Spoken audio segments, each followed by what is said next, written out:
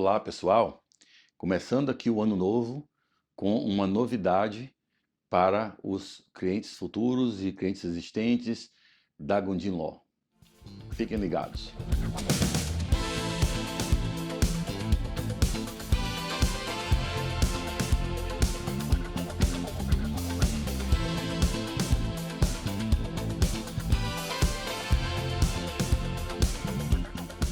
Ao vivo de Los Angeles. Então, pessoal, como a gente sabe, a gente tem se valido aqui muitas vezes de ações federais, ações declaratórias, ou até ações de mandado de segurança e outras ações mais, ordem de restrição temporária e habeas corpus e todo tipo de ação federal que a gente faz contra o governo federal, contra o Serviço de Imigração e outras entidades do governo federal. Então a gente tem feito bastante isso aqui.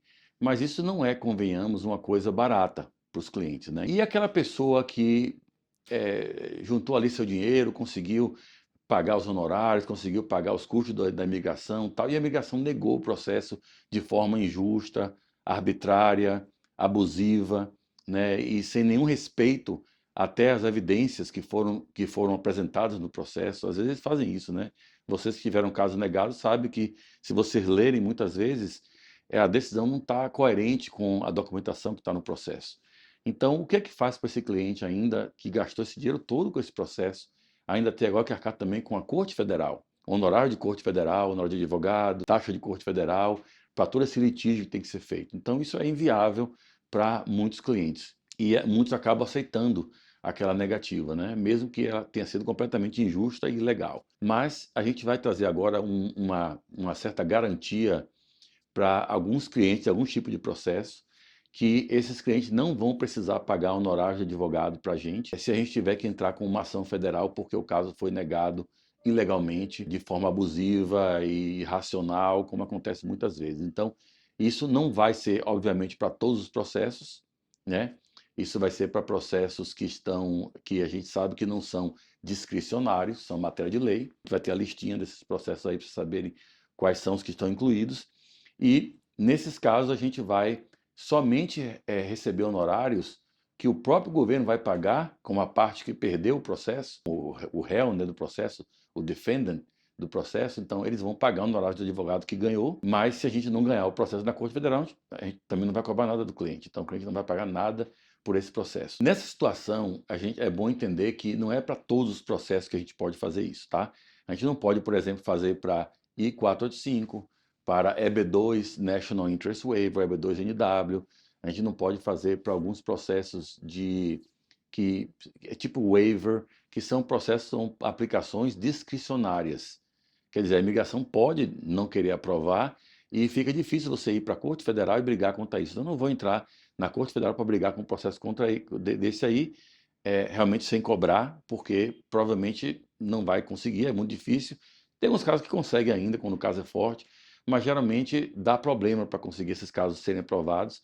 Ainda mais agora, recentemente, tivemos algumas decisões onde ficou mais forte ainda esse poder discricionário da imigração nesses casos. Fica realmente não muito viável fazer essa ação federal. Embora a gente esteja estudando aí alguns casos de EB2NW, que eu vou entrar com ação federal, mas eu vou fazer como uma questão de um teste, de uma teoria que a gente está criando para mostrar que o governo está errado em negar esses processos. Mas no que a gente está falando aqui agora nesse vídeo é sobre os casos que não são discricionários, não podem ser negados legalmente e são negados ilegalmente pela imigração.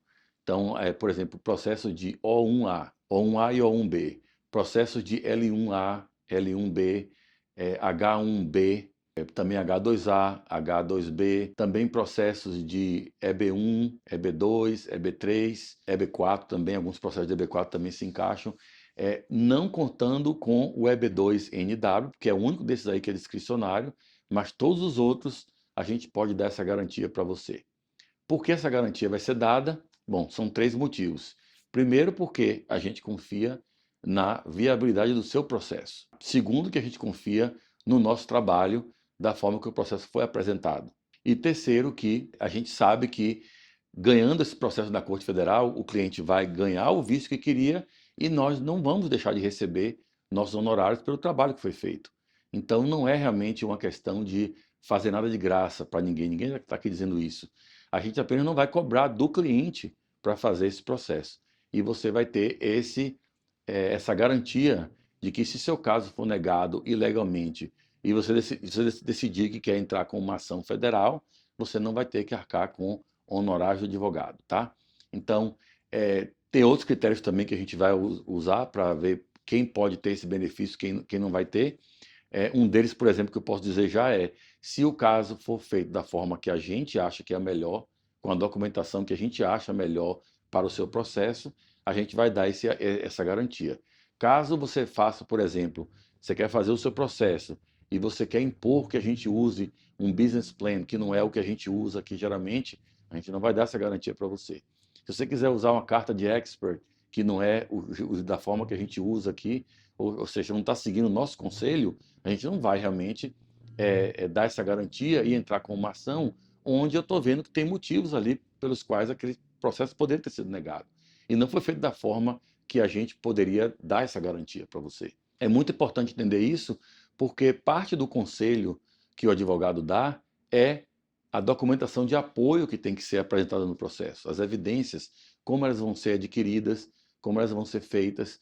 Então, essa parte aí também é parte da consulta, é parte do trabalho e é parte geralmente é importante pode aumentar ou diminuir a sua chance de ser aprovado naquela petição.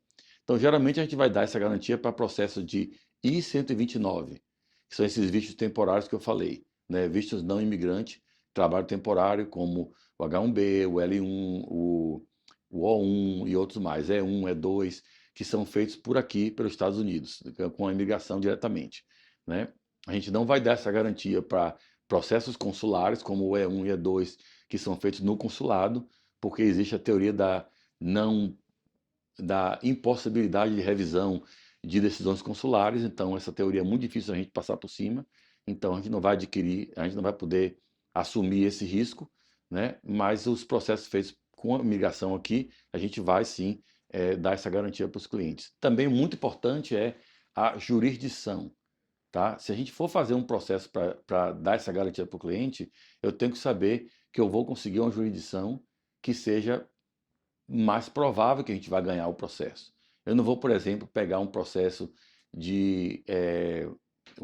decidido pelo Texas Service Center, como um I-140, e o cliente mora, talvez, vamos dizer, na Flórida, e eu ter que levar esse caso agora para a Corte Federal, ou na Flórida, ou no Texas, porque não tem nada que eu possa fazer para trazer esse processo para uma jurisdição melhor. Então, esse caso a gente não vai poder dar garantia, porque não há uma boa chance de ganhar esse processo depois na Corte Federal, de qualquer forma. Então, a gente vai realmente medir e o seu processo você vai saber se o seu processo vai ter aquela garantia ou não. Geralmente, processo onde você ou a sua empresa, a empresa que está aplicando, reside ou está estabelecida na Califórnia, Nova York, Massachusetts, Connecticut, New Jersey, Colorado, Washington State, Oregon, esses estados dá para a gente fazer tranquilamente porque a gente tem como trazer a jurisdição para esses lugares. Processos de O1 e vistos temporários como o L1 e o H1 e tal, se forem decididos, se for ser processados em Vermont ou na Califórnia, também dá para fazer, mesmo que você não resida nesses lugares, porque são distritos bons de trabalhar também contra a imigração, e a imigração tem dois centros de serviço para visto não imigrante, que é o centro de serviço do East e o do West. O do East é Vermont e o do West é California Service Center.